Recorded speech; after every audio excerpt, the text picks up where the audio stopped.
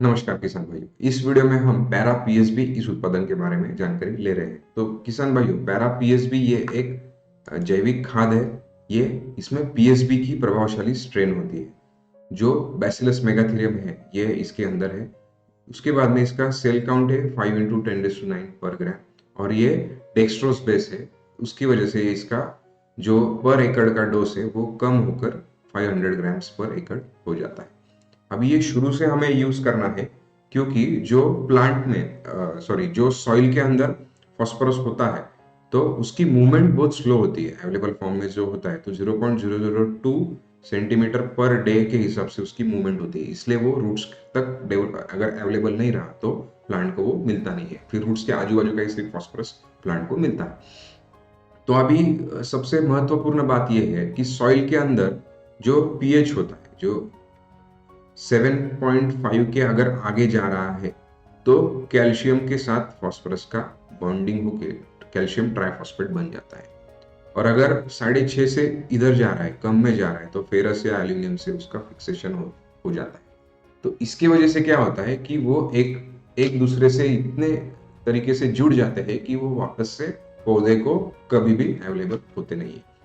तो अभी इसके वजह से हम उसे अगर अवेलेबल कराने के लिए फॉस्फोरिक एसिड का यूज करते हैं तो फॉस्फोरस एसिड का यूज करने की वजह से उसका फॉर्म जो जैसे अभी कोई भी खाद में हम देखेंगे तो उस पर लिखा होता है P2O5, जैसे 06020 हो गया या 05234 हो गया या 12610 हो गया, तो हर किसी में P25 फॉर्म में फॉस्फोरस होता है।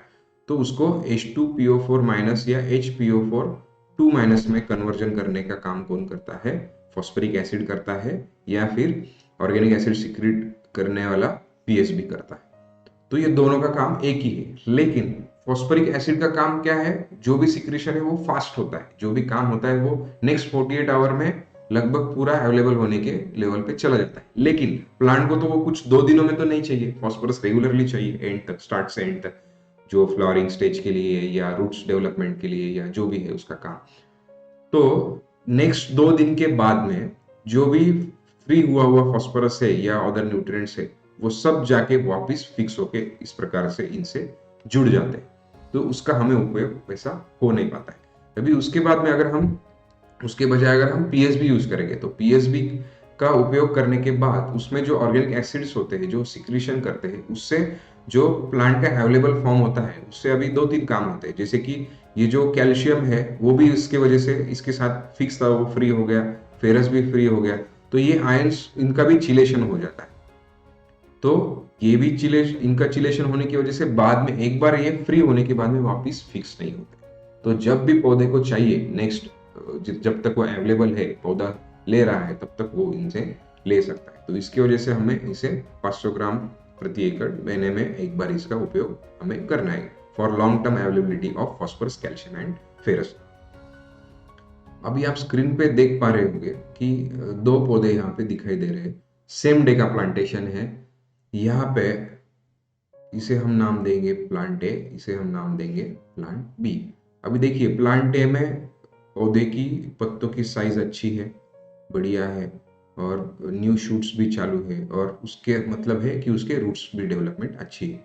और अगर हम यहाँ पर देखेंगे तो ये पूरा इसका डेवलपमेंट रुक चुका है। सेम डे और सेम डे का प्लांटेशन रहकर भी यहाँ पर आपको उसकी डेवलपमेंट कम दिखाई दे रही है।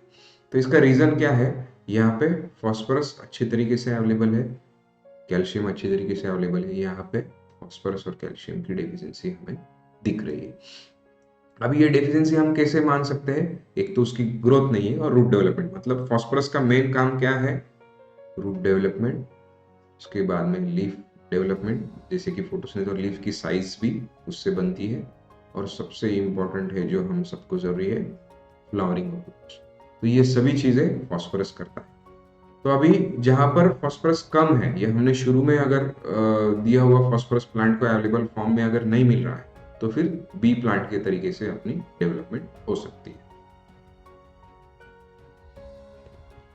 जैसे कि आप स्क्रीन पर देख पा रहे हो, इसे हम वापस से कहेंगे ये प्लांट ए, प्लांट बी। यहाँ पर हम देख सकते हैं कि यहाँ पे फ्लावरिंग भी अच्छी है, कैनोपी बहुत अच्छी है, लीफ का साइज बड़ा है, कोई भी प्रकार से डेफिशिएंसी यहाँ पे दिख नहीं रही है। तो यहाँ पे फॉस्फोरस कैल्शियम की उपलब्धता अच्छी हुई है। वहीं पे अगर प्लांट बी में हम देखेंगे तो आपको यहाँ पे दिख रहा है कि ये इसे जामुनी कलर या ये बैंगनी कलर इसे यहाँ पर दिख रहा है। ये वॉयलेट कलर का क्या निर्देशन है कि यहाँ पे फॉस्फोरस डेफिशिएंसी हो रही है। तो अभी इसके साइड इफेक्ट्स क्या हैं? तो जैसे कि जैसे जैसे फॉस्फोरस पौधे को मिलना कम हुआ, इस प्रकार का अगर कलर हमें दिखना शुरू हुआ है तो नेक्स्ट 15-20 डेज तक वो जाएगा नहीं। इसका मतलब फिर 15 से 20 दिन तक फिर ना रूट्स की डेवलपमेंट होगी, ना पत्तों की साइज बढ़ेगी या क्वालिटी बढ़ेगी, ना फोटोसिंथेसिस अच्छी से होगा, और सबसे इम्पोर्टेंट फ्लावरिंग जो है, जो सेटिंग जो है, तो वो प्रॉपरली नहीं होगी। तो फिर उसका साइड इफेक्ट हमें सबसे ज्यादा क्या होता है कि जैसे हम अगर फॉस्फोरस डेफिशिएंट प्लांट को देखेंगे, जैसे आप स्क्रीन पे देख पा रहे हो कि नेक्स्ट 20 से 25 दिन में वो जो पौधा हेल्दी था जिसमें फॉस्फोरस का अवेलेबिलिटी अच्छा था, तो वहां पे फ्रूटिंग होना चालू हो गया। और यहाँ पर आप देख रहे पा रहे हो कि पत्तों की डेफिशिएंसी का फिर बाद में, उसके बाद में वहां पे लेट ब्लाइट भी दिखना शुरू हो गया, स्पॉट्स आना चालू हो गए, और फ्रूट्स भी कम है और पीलापन पौधे में दिख रहा है। तो सबसे इम्पोर्टेंट क्या है अभी हमें, ये सब हमें अगर आगे फ्यूचर के बारे में अगर सोचना है तो रेगुलरली हमें शुरुआत से हमें पीएसबी 500 ग्राम प्रति एकड़ हमें देना है, जिससे कि फॉस्फोरस कैल्शियम की अवेलेबिलिटी उसे हो सके। अभी स्क्रीन में आप देख पा रहे हो, जैसे ये ग्रेप वाइन में का फोटो है, ये यहाँ पे फॉस्फोरस डेफिशिएंसी दिख रहा है।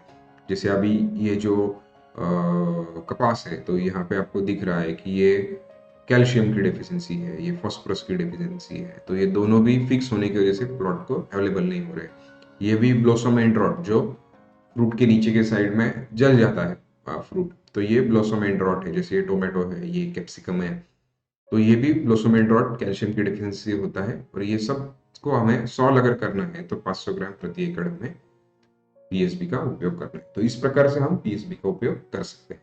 धन्यवाद।